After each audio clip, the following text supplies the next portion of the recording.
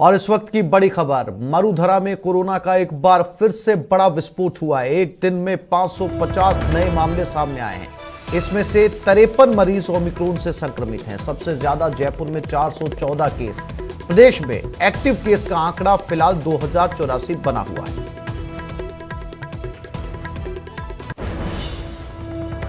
तो लगातार बढ़ते मामले अब मरुधरा में और सबसे ज्यादा जयपुर में। एक दिन में 414 मामले, लगातार ये मामले बढ़ते जा रहे हैं।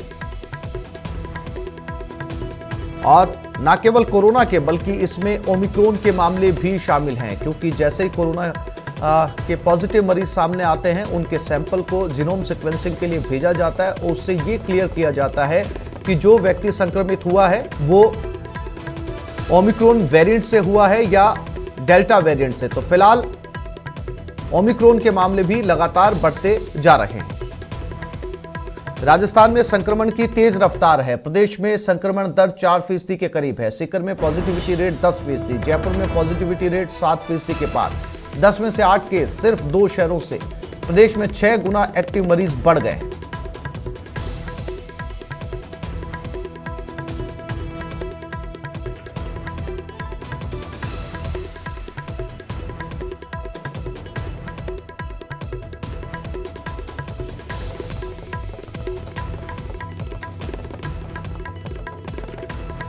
तो अब एक्टिव केस का आंकड़ा 2084 पर पहुंच चुका है।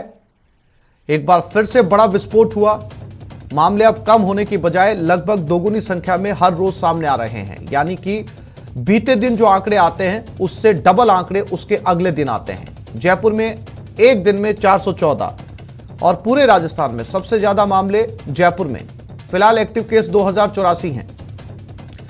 और चलिए अब आपको ग्राफ के जरिए बताते हैं कि राजस्थान में कोरोना का ग्राफ किस तरीके से बढ़ रहा है। 30 दिसंबर को 252 मामले सामने आए, 31 दिसंबर को 208 केसेस सामने आए, 1 जनवरी को 301, 2 जनवरी को 355 केसेस और 3 जनवरी को 550 केस सामने आए। 5 दिन में 1616 मामले सामने आ चुके हैं।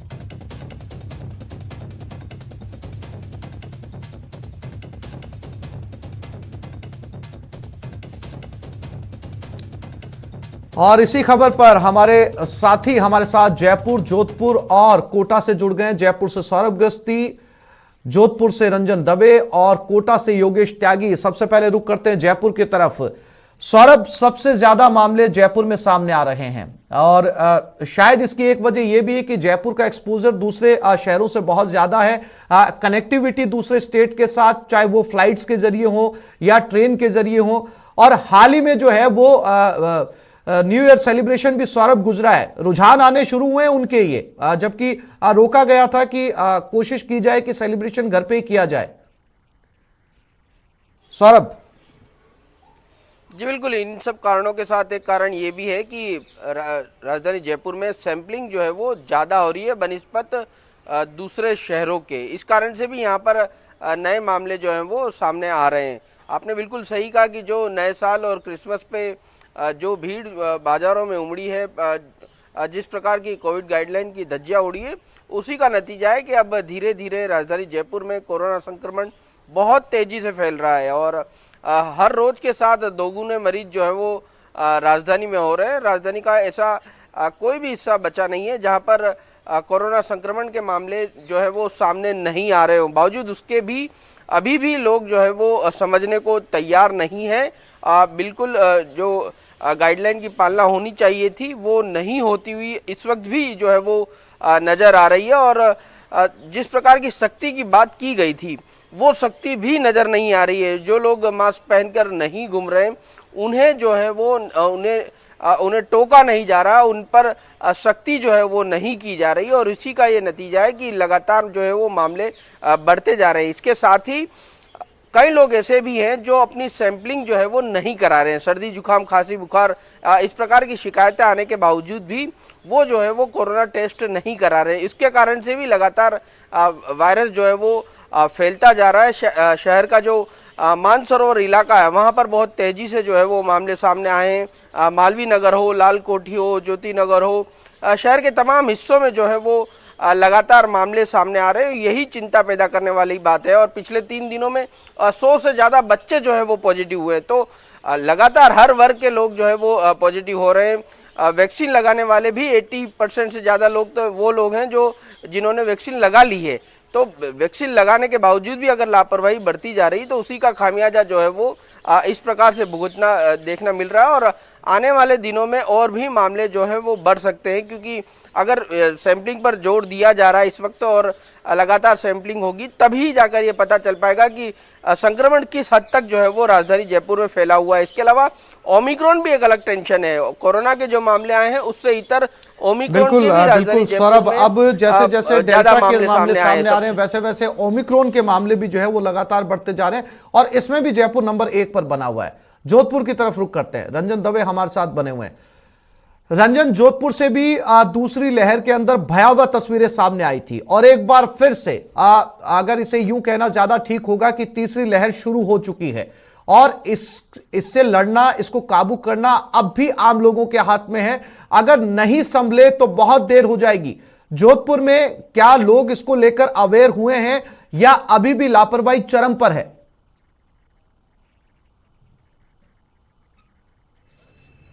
जी बिल्कुल आसिफ, अभी भी नहीं संभले तो स्थिति वापस भयावह हो जाएगी। और जो स्थिति अभी है उसमें ये 28 मामले सामने आए हैं। 28 मामलों में 3 ओमिक्रॉन की पुष्टि हुई है जोधपुर में। लेकिन राहत भरी बात यह है कि तीनों के तीनों जो ओमिक्रॉन के जो मरीज हैं वो स्वस्थ हैं और लगातार इस मामले में मॉनिटरिंग की जा रही है जिला प्रशासन के द्वारा, चिकित्सा विभाग के द्वारा। लेकिन सबसे बड़ी बात यह है कि जागरूक आम नागरिक को होना पड़ेगा, जागरूक सूर्य नगरी वासी को होना पड़ेगा, तभी इस पर अंकुश लगाया जा सकेगा। पुलिस के द्वारा गश्त किया जा रहा है, प्रशासन के द्वारा समझाइश के कार्यक्रम जारी हैं।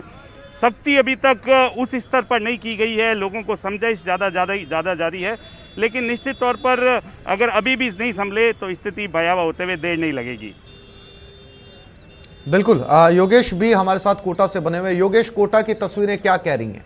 क्या ये आंकड़े जो हैं वो कोटावासी जानते हैं? क्योंकि कोटावासियों ने भी वो दर्द दूसरी लहर के दौरान भुगता था और अब तीसरी लहर की दस्तक साफ तौर पर सुनाई पड़ रही है। मामले रोज दोगुनी तादाद के अंदर सामने आ रहे हैं। योगेश,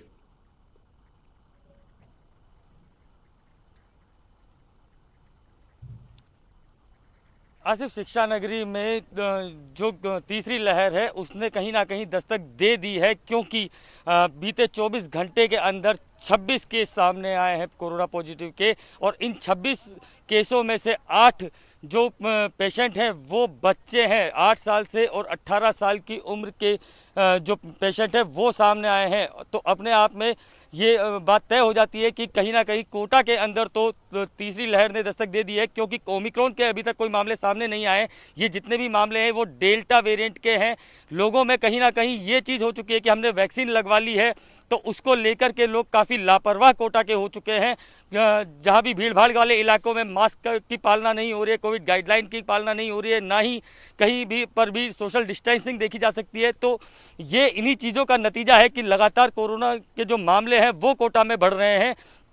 आपको ये भी बता दें कि जो जिला कलेक्टर उज्जवल राठौर है, उन्होंने बच्चों में जो कोरोना के वायरस की पुष्टि हुई है उसके बाद से ही ये बयान दे दिया है कि जल्द ही शिक्षा सचिव से बात कर जो 5वीं क्लास से ऊपर की जो क्लास है उनको बंद करवाने की कोशिश करेंगे, स्कूलों को बंद करवाया जाएगा। लेकिन अभी क्योंकि जो वैक्सीनेशन है उसका कार्यक्रम चल रहा है, टीकाकरण का कार्यक्रम चल रहा है, इस वजह से स्कूल खोले गए हैं। जल्द ही स्कूलों पर कोटा जिला प्रशासन जल्दी इस पर फैसला लेगा। आसिफ,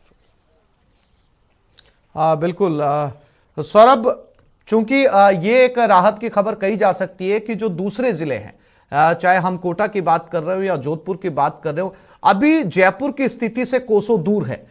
ये जिले अभी भी संभल सकते हैं, एहतियात बरत सकते हैं बच्चों के मामलों को लेकर या बाजार में निकलने के मामलों को लेकर 2 गज की दूरी अपनाकर।